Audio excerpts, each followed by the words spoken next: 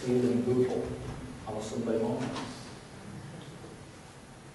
Sort of 10 days ago I started to prepare my sermon, and I wanted to speak on love and hope. And I probably spent the best part of a day, got 80% of it done, and I thought, this is just not right. This is what I want to do. But God didn't want me to speak to you today about that. And I went to bed that night quite frustrated. I didn't really sleep. I tossed and I turned. Because I really didn't know what to speak about at that time.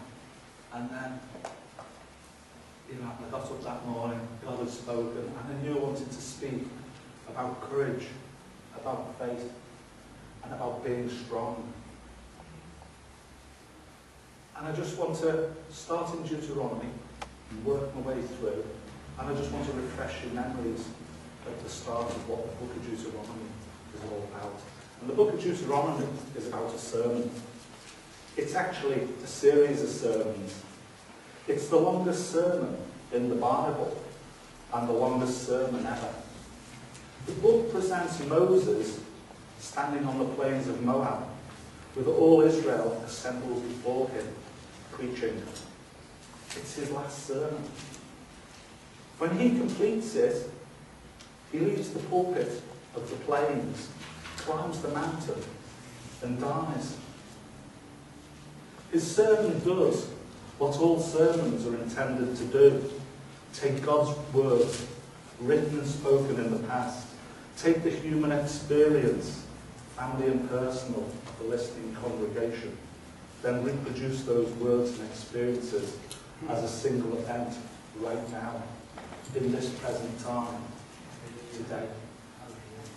The complete ranges of human experiences are brought to life and salvation by full revelation of God. The plains of Moab were the last stop on the 40-year journey from Egyptian slavery to the promised land of freedom. The people of Israel had heard a lot as a congregation: deliverance, wanderings, rebellion, wars, providence, worship, guidance. The people of Israel had heard a lot from God: commandments, covenant conditions, sacrificial procedures, and now poised at the River Jordan, ready to cross over and possess the new land. Moses' preaching, his great plain of Moab sermon, makes sure that they don't leave any of it behind, not so much as one detail of their experience or of God's revelation. He puts their entire experience of salvation and providence into the present tense. And then he wraps it all up in a charge and song and a blessing to launch them in today's disobedience and believing. Strength, courage, and faith. Without courage, it could be said, life is not worth living. Courage is what moves you forward. It's the muscle that makes your Christian faith work. Courage is what moves you forward. It's the muscle that makes your Christian faith work. And faith by itself can be nothing more than a set of beliefs based on spiritual conviction rather than proof. Courage is what activates every one of those beliefs. Every promised land has giant-sized problems, and you have to face those problems and defeat them before you can move forward and take precedence. It's worth noting the three things in Deuteronomy chapter 7 which God said to Israel about taking the promised land. Your God who is among you is great and awesome God. Your God, my God, our God, is greater than any opposition you are facing. He will drive out those nations before you. You see, God will go ahead of you. He will do what you cannot do for yourself. But first, you have to turn up for the fight.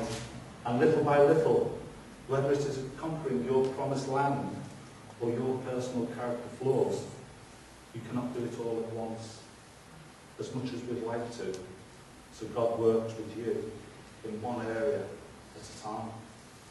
Life is not one big battle and then you march in the victory parade. No, it's a series of small daily victories required to defeat the enemies of your spiritual growth. On the 15th of February 1977, as a young 17-year-old boy, I went to live in Devon, in a little quaint village called Limston, which ran alongside the River Exe. What was there for me in this place of tranquil beauty? And the answer is a military training centre belonging to the Royal Marines.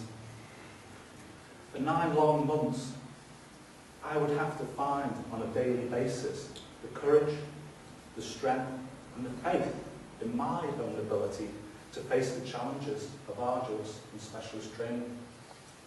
Day in, day out, sunrise to sunset, most of the time, in fact, there was no let up. 67 young men started on that day in February, and 9 months later, in December of that year, 13 original people finished their basic training.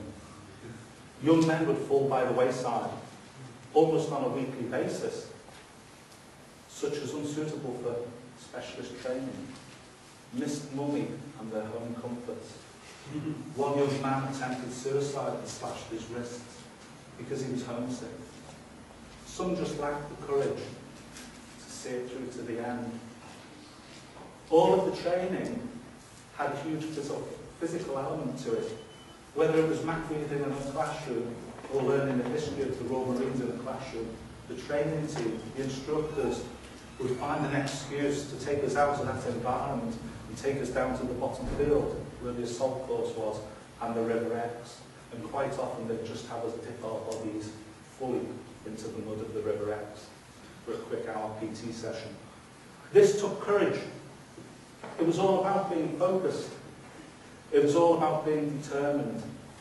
And it was all about being courageous, being brave and having faith in oneself and those who had your life in the palm of their hands.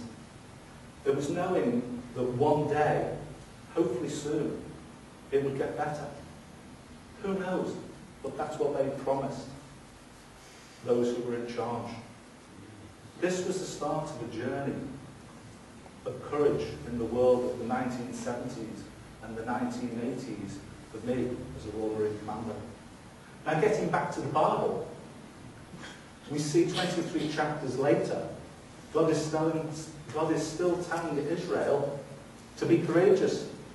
Deuteronomy chapter 31, verse 6 in the NIV says, "Be strong and courageous.